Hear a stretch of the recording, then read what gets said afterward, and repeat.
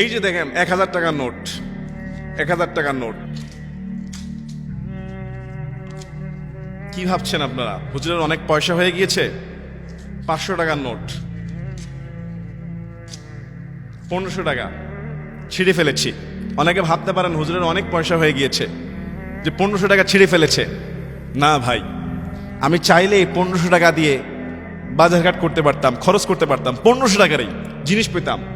কিন্তু ভাই, আমি হয়তো নিজে ঠকে গিয়েছি, আরেকজনকে ঠকাতে চাই না, আরেকজনকে আমি এটা দিয়ে হারাতে চাই না।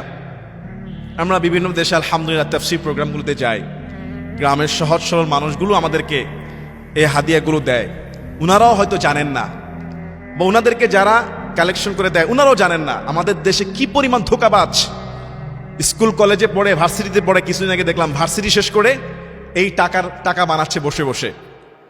বাংলাদেশে কত এরকম হাজার লক্ষ লক্ষ টাকা মানুষের ঘরে এরকম জাল টাকা ঢুকে পড়েছে।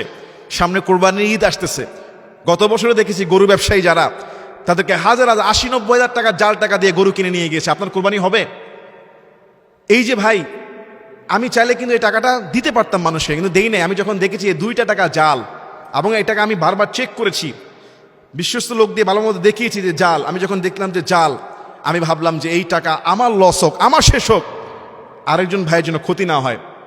একজন মুসলিম দেশে মুসলমানরা এই সমস্ত জাল টাকা বানাচ্ছে, আর আমাদের দেশে প্রশাসনের সামনে আঙ্গুল দিয়ে শহরে গ্রামে বিভিন্ন বসে ঘরে বসে বসে হাজার হাজার জাল টাকা ছড়িয়ে দিচ্ছে। রাসূল আকরাম সাল্লাল্লাহু আলাইহি ওয়াসাল্লাম কি বলছে জানেন? মান গাশশানা ফালাইসা মিন্না, যে ব্যক্তি আমাদের সঙ্গে প্রতারিত করে সে আমার উম্মত নয়। আজকে আপনি 10,000 টাকার জাল টাকা চালিয়ে দিয়ে উপকৃত হতে পারেন, কিন্তু 10 কোটি টাকার যে হার্ট, কিডনি, ব্রেইনের মধ্যে ছোট্ট একটা টিউমার আল্লাহ দিয়ে দিবে। আপনি আজকে মানুষকে ধোঁকাবাজি করে সাময়িক সময়ের জন্য উপকৃত হতে পারেন, কিন্তু আল্লাহর কাছে সব হিসাব আছে। ওয়া ইন্না আলাইকুম লাহাফিযিন কিরামান কাতিবিন, তোমাদের প্রত্যেকের উপর পর্যবেক্ষক আছে, 2জন সম্মানিত ফেরেশতা কিরামান কাতিবিন, তারা কিন্তু সব লেখে, সব জানে। এজন্য ভাইয়ারা, সতর্কতা। ধোঁকাবাজি যে কোন লেভেলে চলে গিয়েছে আমাদের দেশে, শান্তি নাই, সমস্ত ভেজাল, অবৈধ, 2 নাম্বার। কি পরিমাণ ভোক্তা অধিকার যারা যে ম্যাজিস্ট্রেটের অভিযান চালাচ্ছে, আমি বলবো সরকারকে, এই সামান্য ম্যাজিস্ট্রেট দিয়ে হবে না, প্রত্যেক থানায় থানায় ম্যাজিস্ট্রেট চালান, টানা 5 বছর, টানা 5 বছর, দরকার হলে 1 লক্ষ ম্যাজিস্ট্রেট নামিয়ে দেন। এদেশের মানুষকে সোজা করতে হলে প্রত্যেকটা ইন্ডাস্ট্রিয়াল থেকে শুরু করে দোকান, খুচরা, পাইকারি, সব জায়গায় ভেজালের কোনো শেষ নাই। কি খাচ্ছি আমরা, কি লেনদেন করছি, কি পড়ছি আমরা, প্রত্যেকটা প্রোডাক্টের মধ্যে এখন ঝামেলা।